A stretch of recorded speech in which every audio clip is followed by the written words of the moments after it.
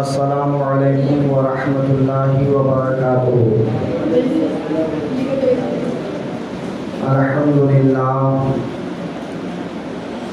للہ رب العالمین والعاقبۃ للمتقین والصلاة والسلام علی سید المرسلین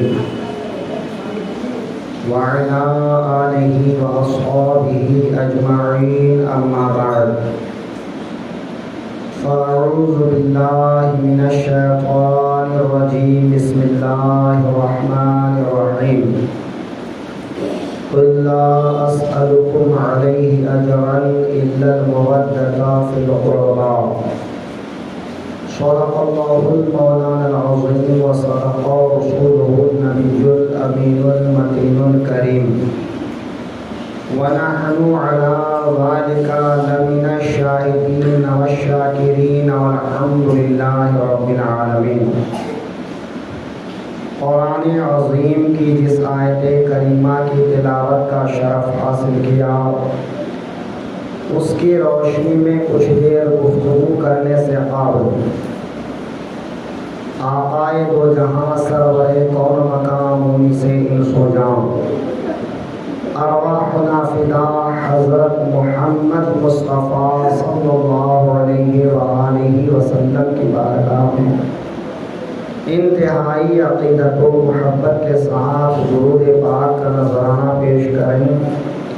اللہم صلی علی سیدنا حبیبنا شفیعنا نبینا مولانا محمد بارک وسلم، صلاۃ و سلاما علیک یا رسول اللہ صلی اللہ تعالی علیہ وآلہ وسلم۔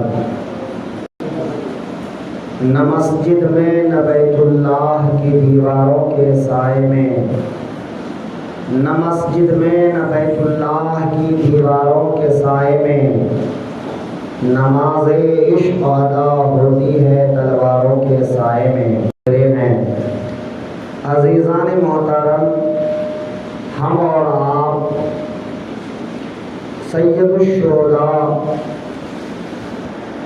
امام الشہداء حضرت امام حسین رضی اللہ تعالی عنہ کی محفل میں بیٹھ کر ان کی شہادت اور ان کے فضائل و مناقب پر کچھ سننے اور سنانے کی سعادت حاصل کر رہے ہیں۔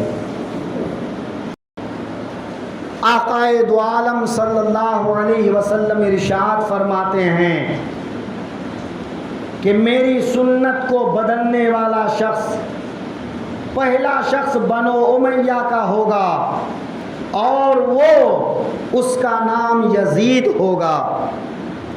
یزید حضرت امیر معاویہ رضی اللہ عنہ کا بیٹا ہے، جس کی ماں کا نام میسون بھلوی ہے۔ وہ 25 ہجری میں ملک شام میں پیدا ہوتا ہے۔ انتہائی موٹا، بدنما، بدخلق انسان ہے۔ امیر معاویہ ایک صحابی رسول ہیں، آقا کریم کے کاتب وحی ہیں، آقا کریم کے برادر نسبتی ہیں، حضرت ام حبیبہ ام المؤمنین ام حبیبہ کے بھائی ہیں، ابو سفیان کے بیٹے ہیں، اور حضرت امیر معاویہ حضرت امام حسن رضی اللہ عنہ کی خلافت سونپ دینے کے بعد 20 سال تک ملک شام کے اور پورے عالم اسلام کے امیر رہتے ہیں۔ مملکت اسلامیہ پر بلا اختلاف امیر معاویہ حکومت کرتے ہیں۔ حضرت امام حسن، حضرت امام حسین مدینے میں قیام پذیر ہیں۔ سن 60 ہجری کے رجب کا مہینہ آتا ہے۔ حضرت امیر معاویہ کی وفات کا وقت قریب آتا ہے۔ وہ اپنے بیٹے کو نصیحت کرتا ہے، لیکن یہ بدخلق بد کردار نصیحت ماننے سے انکار کرتا ہے۔ وہ ساری نصیحتوں کو بھلا دیتا ہے، یہاں تک کہ رجب کے مہینے میں حضرت امیر معاویہ کا انتقال ہوتا ہے، اور ان کے انتقال کے بعد ہی یزید خلافت کا دعوے دار ہوتا ہے، تخت پر بیٹھ جاتا ہے، اور پورے عالم اسلام میں تمام گورنروں کو حکم دیتا ہے کہ یزید کے لیے بیعت لی جائے۔ ان دنوں مدینے میں ولید ابن عقبہ نام کے ایک شخص تھے، وہ گورنر کی حیثیت سے تھے۔ اس کے پاس بھی خط پہنچتا ہے، اور اس خط میں خاص طور پر حضرت امام حسین کا ذکر ہوتا ہے کہ ان سے بیعت لو، اور اگر بیعت نہ کریں تو سختی کے ساتھ پیش آؤ۔ ولید ابن عقبہ امام حسین کے پاس ایک قاصد بھیجتا ہے۔ حضرت امام حسین اپنے جوانوں کے ساتھ آتے ہیں۔ ولید ابن عقبہ حضرت امیر معاویہ کی موت کی خبر سناتا ہے۔ حضرت امام حسین بھی امیر معاویہ کی موت پر انا للہ و انا الیہ راجعون پڑھتے ہیں۔ اب ولید ابن عقبہ یزید کی بات بتاتا ہے، تو حضرت امام حسین فرماتے ہیں میرے جیسا شخص یوں چھپ چھپا کر بیعت نہیں کرے گا۔ اگر تم کو بیعت لینا ہے تو عام طور پر لوگوں کو بلاؤ، جب سب لوگ بیعت کریں گے تو اسی مجمع میں مجھ سے بھی بیعت کا مطالبہ کرو، تو پھر میں سوچوں گا کہ بیعت کرنا ہے یا نہیں کرنا ہے۔ ولید ابن عقبہ سے بات چیت کر کے حضرت امام حسین گھر کی طرف لوٹنا چاہتے ہیں کہ وہاں پر مروان ابن حکم بیٹھا ہوتا ہے۔ مروان ابن حکم وہ شخص ہے جس کے بارے میں حضرت عائشہ کہتی ہیں کہ جب مروان اپنے باپ کی پیٹھ میں تھا، اللہ کے حبیب نے حکم پر لعنت بھیجا تھا، تو اللہ کے حبیب کی لعنت، اللہ کی لعنت کا حصہ اس مروان نے بھی پایا۔ وہ مروان، اس سے کسی بھلائی کی امید نہیں تھی۔ حضرت امام حسین جانے لگے تو مروان نے کہا اے ولید، اس کو ابھی اگر تم نے قابو نہیں کیا تو کبھی اس پر قابو نہ پا سکو گے، اگر یہ بیعت نہیں کرتے تو اسے فوراً قتل کر دو۔ حضرت امام حسین رکے اور فرمانے لگے اے ابن الزرقا، یہ مجھے قتل کریں گے یا تم مجھے قتل کرو گے؟ اگر قتل کرنا چاہتے ہو تو آؤ، پھر مقابلہ کرو، دیکھو کون کس کو کیا کرتا ہے۔ ولید ابن عقبہ نے بیچ بچاؤ کر کے امام حسین کو بھیج دیا۔ حضرت امام حسین رضی اللہ عنہ اپنے گھر تشریف لائے اور اپنے خاندان کے لوگوں سے مشورہ کیا کہ ولید ابن عقبہ گورنر کی حیثیت سے بیعت کا مطالبہ کر رہا ہے، یزید بیعت نہ کرنے پر خون کا پیاسا ہو جائے گا، اگر بیعت نہیں کرتے ہیں تو مدینے میں خون خرابہ ہوگا، اور میں نے اپنے نانا جان سے، اپنے بابا جان سے سنا ہے کہ ایک دمبا ہوگا جس کے خون سے مدینے کی حرمت پامال ہوگی، میں نہیں چاہتا کہ وہ دمبا بنوں اور میرے خون سے مدینے کی حرمت پامال ہو جائے، بارگاہ رسالت پامال ہو جائے۔ حضرت امام حسین اپنے گھر والوں کو رخت سفر باندھنے کا حکم دیتے ہیں۔ سامان بندھا جانے لگا۔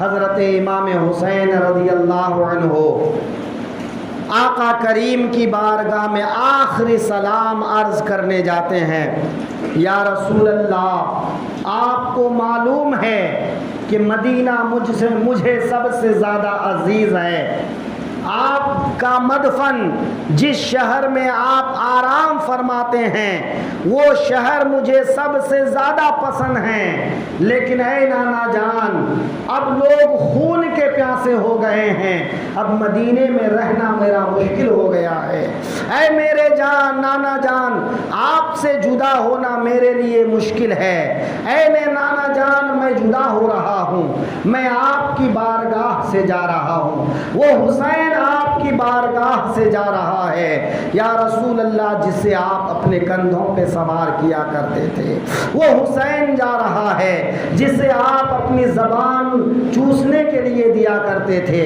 या रसूल अल्लाह, वो हुसैन आपका मदीना छोड़ के जा रहा है, जिस हुसैन को आपने लाड और प्यार के साथ पाला है।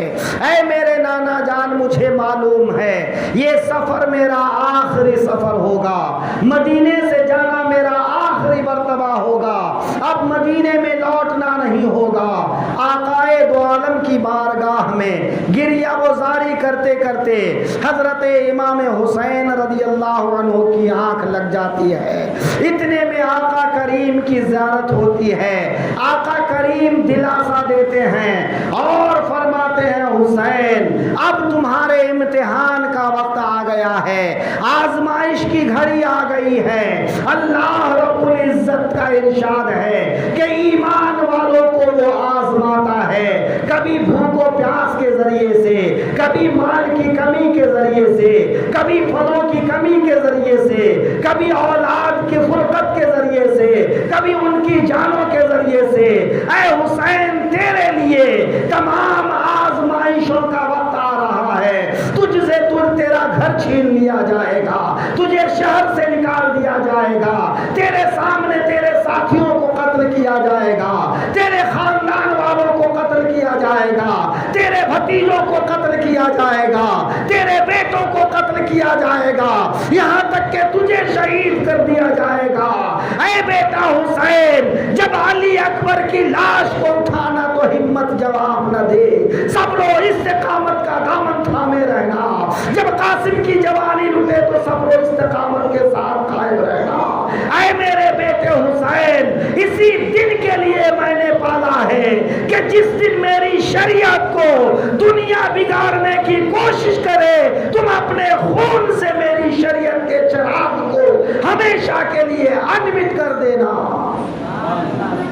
हजरत इमाम हुसैन रज़ी अल्लाह अन्हु आका करीम की बारगाह से रुखसत होकर अपनी वालिदा मोहतरमा की बारगाह में, अपने बिरादर अकबर हजरत हसन की बारगाह में जन्नतुल बकी में आते हैं और अपनी वालिदा की बारगाह में रो रो कर अर्ज करते हैं, माँ आपसे जुदा होना मेरे लिए कितना मुश्किल है, आपके मज़ार से जुदा होना कितना मुश्किल है। ऐ रसूल पाक की शहजादी, ऐ मेरी वालिदा, ऐ जिगर गोश, ऐ मेरी माँ, आपका हुसैन आपसे जुदा होना चाहता है, आखिरी सलाम के लिए हाजिर हुआ है। हजरत इमाम हुसैन ने जब अपनी वालिदा की बारगाह में आखिरी सलाम अर्ज किया होगा, हजरत इमाम हसन की बारगाह में आखिरी सलाम अर्ज किया होगा, तो आप समझ सकते हैं उस वक्त दिल की क्या कैफियत रही होगी, उस वक्त हाल क्या रहा होगा, हजरत इमाम हुसैन पर क्या गुजर रहा होगा। आखिरी सलाम कहकर अपने घर जाते हैं। अब घर वालों को निकलने का हुक्म देते हैं, लेकिन ऐसे में देखते हैं हजरत इमाम हुसैन की बेटी हजरत सुगरा हैं, जो बिस्तरे मर्ग पर हैं, बीमार हैं। बुखार की शिद्दत का आलम यह है कि जिस्म पे हाथ नहीं रखा जाता है। हजरत सुगरा पर बार बार बेहोशी तारी होती है। हजरत इमाम हुसैन को जाते देख, सामान समेटते देख पूछती है, बाबा जान सब तैयारी कर रहे हैं, लेकिन मुझे कहाँ किसके सहारे छोड़े जा रहे हैं। हजरत सुगरा इस दर्द के साथ आहुजारी करती हैं कि हजरत हुसैन बेकरार हो जाते हैं। हजरत उम्मे सलमा से अर्ज करते हैं, ऐ उम्मे सलमा, ये बीमार बेटी आपके साथ आपके हवाले है। ऐ मेरी बेटी सुगरा, अगर अल्लाह का हुक्म न होता तो मैं हरगिज न जाता। अल्लाह का हुक्म यही है कि बीमार बेटी का दुख भी झेलूं, वतन से जुदाई का दुख भी झेलूं, नाना जान के मजार से दूर होने का दुख भी बर्दाश्त करूं, वालिदा मोहतरमा के कदमों से जुदा हो जाओ। बेटी अल्लाह का हुक्म नहीं, वरना तेरे बाबा तुझे अपने सीने से लगाकर उठा لے جاتے، لیکن میری بیٹی اللہ کا حکم یہی ہے کہ میں جہاں جہاں جاؤں تیرا یہ بخار زدہ چہرہ، تیرا یہ تیری ابلتی ہوئی آنکھیں نظروں کے سامنے رہے، اور حسین ہمیشہ اس کرب و اضطراب کے ساتھ زندگی گزارے۔ اے بیٹی سغرا، صبر و استقامت کا دامن نہ چھوڑنا۔ اے میری بیٹی سغرا، بابا جان کے واپس نہ لوٹنے پر صبر کرنا، ہمیشہ صبر کا دامن تھامے رہنا۔ امام حسین رضی اللہ تعالیٰ عنہ کی شہزادی اسی حالت میں بے ہوش ہو جاتی ہے۔ خاندان نبوت کے ایک ایک لوگ اسی بے ہوشی کی حالت میں بیمار سغرا کے سر پہ ہاتھ رکھتے ہیں اور اپنے گھر سے باہر روانہ ہوتے ہیں۔ اخیر میں حضرت امام حسین رضی اللہ عنہ سینے سے لگاتے ہیں، بیٹی سغرا کو بوسہ دیتے ہیں اور گھر سے باہر نکل جاتے ہیں۔ دروازے سے آخری مرتبہ دیکھتے ہیں اور مدینے سے باہر نکل جاتے ہیں۔ یہ وہ مدینہ ہے جس میں سب کو جانا پسند ہوتا ہے، جہاں سب کو قرار حاصل ہوتا ہے، سب کو امن و امان حاصل ہوتا ہے، لیکن آقائے دو عالم کے نواسے کے لیے اب مدینے کی زمین تنگ ہو گئی ہے۔ آقائے دو عالم کے نواسے مدینے سے دور جا رہے ہیں، مدینے کی سرحد پر مقام ثنیات پر جاتے ہیں، آخری مرتبہ مدینے کو سلام کہتے ہیں اور مکہ کی طرف روانہ ہو جاتے ہیں۔ حضرت امام حسین رضی اللہ عنہ اپنے نورانی قافلے کے ساتھ مدینے سے مکے کی طرف رواں دواں ہیں۔ یہ 4 شعبان کی بات ہے کہ مدینے سے آپ باہر جا رہے ہیں، مکۃ المکرمہ پہنچتے ہیں، یہاں تک کہ رمضان کا مہینہ آ جاتا ہے۔ حضرت امام حسین کے آنے کی خبر سن کر صحابہ کرام، تابعین اعظام بڑے شوق کے ساتھ حضرت امام کی بارگاہ میں آتے ہیں، آپ سے ملاقات کا شرف حاصل کرتے ہیں، حضرت امام حسین کی بارگاہ میں دعائیں لیتے ہیں۔ امام حسین مکۃ المکرمہ میں مسجد حرام میں اپنی نمازیں ادا کرتے ہیں اور اپنے روزے پورے کرتے ہیں کہ حضرت امام حسین کے مکہ آنے کی خبر چاروں طرف پھیل جاتی ہے کہ کوفہ والوں کی طرف سے حضرت امام حسین کی بارگاہ میں خطوط آنے کا سلسلہ شروع ہوتا ہے۔ امام حسین رضی اللہ عنہ کی بارگاہ میں 150 سے یا کئی سو خطوط آتے ہیں، یہاں تک کہ خط آنے کا سلسلہ جاری رہتا ہے۔ اتنے میں حج کے دن قریب آ جاتے ہیں۔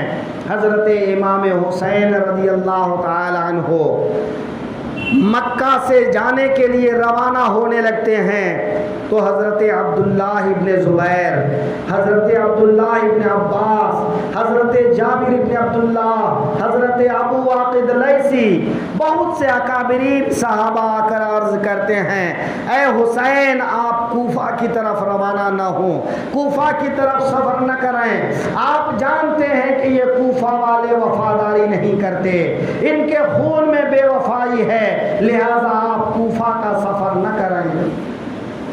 امام حسین رضی اللہ عنہ کی بارگاہ میں کوفہ سے بار بار خط آتا ہے اور ہر خط میں قریب قریب یہی مضمون ہوتا ہے، اے حسین ہم امیر معاویہ کے زمانے سے آپ کو خطوط بھیجتے ہیں، اب جب کہ امیر معاویہ وصال کر گئے ہیں، یزید بدبخت تخت پر قابض ہو گیا ہے، اے حسین ہمارے سر پر کوئی امام نہیں ہے، ہم یزید کی طرف سے جو گورنر مقرر ہیں اس کے پیچھے نماز جمعہ نہیں ادا کرتے ہیں، عیدین نہیں ادا کرتے ہیں، ہم یزید کی بیعت نہیں کرتے ہیں، اے حسین آپ آئیں اور اپنا ہاتھ بڑھائیں، ہم آپ کے ہاتھ پر بیعت کریں گے اور آپ پر اپنی جانیں نچھاور کر دیں گے۔ حضرت امام حسین کی بارگاہ میں اس طرح کے خطوط بے شمار آتے ہیں، ایک طرف کوفہ کی طرف سے خطوط کا آنا، دوسری طرف حضرت حسین کی شہادت کا چرچا اور ان کی شہادت کی جگہ کا معلوم ہونا، اور دوسری طرف یہ بڑے بڑے اکابرین صحابہ کرام کا روکنا، ان حالات میں حضرت امام حسین گھر جاتے ہیں کہ بڑے بڑے صحابہ کوفہ کی طرف جانے سے منع کرتے ہیں، لیکن کوفہ والوں کی طرف سے خط آتا ہے، اے حسین اگر بروز محشر خداوند قدوس پوچھے گا کہ یزید کی بیعت تم نے کیوں کیا تھا، ایک ظالم کی بیعت کیوں کیا تھا، اے حسین ہم کہہ دیں گے کہ ہم مظلوم تھے، ہم پریشان تھے، جو امامت کے لائق تھے ہم نے ان کو بلایا تھا، وہ آنے کے تیار نہیں تھے، جب امام حسین نہیں آئے تو ہم یزید کے ظلم کے آگے جھکنے پہ مجبور ہو گئے۔ امام حسین رضی اللہ عنہ کی بارگاہ میں یہ مجبوری تھی کہ اگر کوئی قوم کسی ظالم کی پیروی نہ کرنا چاہے اور امامت کا اہل موجود رہے اور لوگ اس کے ہاتھ پر بیعت کرنا چاہیں تو پھر ان کے انکار کی کوئی وجہ نہیں بچتی ہے۔ ایسی حالت میں اگر وہ انکار کر دیتے ہیں تو جان بوجھ کر لوگوں کو ظالم کے سامنے چھوڑ دینا ہوتا ہے، ظالم کے آگے نوالے کے طور پر پھینکنا ہوتا ہے، اور یہ حضرت حسین کو کبھی گوارا نہیں ہو سکتا تھا۔ حضرت امام حسین نے بیچ کا راستہ نکالا اور حضرت امام مسلم کو کوفہ کے لیے روانہ کیا۔ حضرت امام مسلم کے ساتھ ان کے دو بیٹے بھی اس سفر میں ساتھ ہو لیے۔ حضرت امام مسلم رضی اللہ عنہ مکۃ المکرمہ سے روانہ ہو کر سفر کی صعوبتوں کو برداشت کرتے ہوئے کوفہ جا پہنچے اور مختار ابن عبید کے گھر میں قیام کیے۔ پہلے ہی دن 8,000 لوگوں نے بیعت کی، پھر 12,000 لوگوں نے بیعت کی، یہاں تک کہ 40,000 یا اس سے زیادہ لوگوں نے چند دنوں کے اندر حضرت مسلم کے ہاتھوں میں بیعت کر لیے۔ جب اس بات کا چرچا ہوا تو یزید کی طرف سے کوفہ کا گورنر نعمان بن بشیر رضی اللہ عنہ صحابی رسول تھے، وہ منبر پر کھڑے ہوئے اور کہنے لگے، اے کوفہ والو یہ بیعت یزید کی مرضی کے خلاف ہے، یزید اس سے ناراض ہوگا۔ تو ایک بنو امیہ کا وفادار شخص تھا، یزید کا وفادار شخص تھا، اس نے کہا، اے نعمان بن بشیر آپ یا تو جان بوجھ کر کمزوری دکھا رہے ہیں یا پھر آپ امام مسلم کے آگے کمزور ہو رہے ہیں، آپ کو ان کے ساتھ سختی کے ساتھ پیش آنا چاہیے۔ حضرت نعمان بن بشیر کہتے ہیں، اللہ اور اس کے رسول کی مرضی کے مطابق زندگی گزارتے ہوئے، اہل بیت کی عزت کرتے ہوئے میری گنتی کمزوروں میں ہو، یہ بہتر ہے اس بات سے کہ اہل بیت پر ظلم کرنے کے ساتھ میری گنتی طاقتوروں میں ہونے لگے۔ نعمان بن بشیر خاموش ہو جاتے ہیں۔ حضرت امام مسلم حضرت امام حسین کو خط لکھ دیتے ہیں کہ کوفہ کے حالات اچھے ہیں، آپ آ سکتے ہیں، یہاں کے لوگ وفاداری کا وعدہ کر رہے ہیں۔ حضرت امام حسین رضی اللہ عنہ حضرت مسلم کا خط پاتے ہی مکہ سے روانہ ہوتے ہیں۔ یہ ذی الحجہ کا پہلا عشرہ کوفہ کے لیے روانہ ہو جاتے ہیں۔ حضرت امام حسین منزل بمنزل کوفہ سے قریب ہوتے جاتے ہیں۔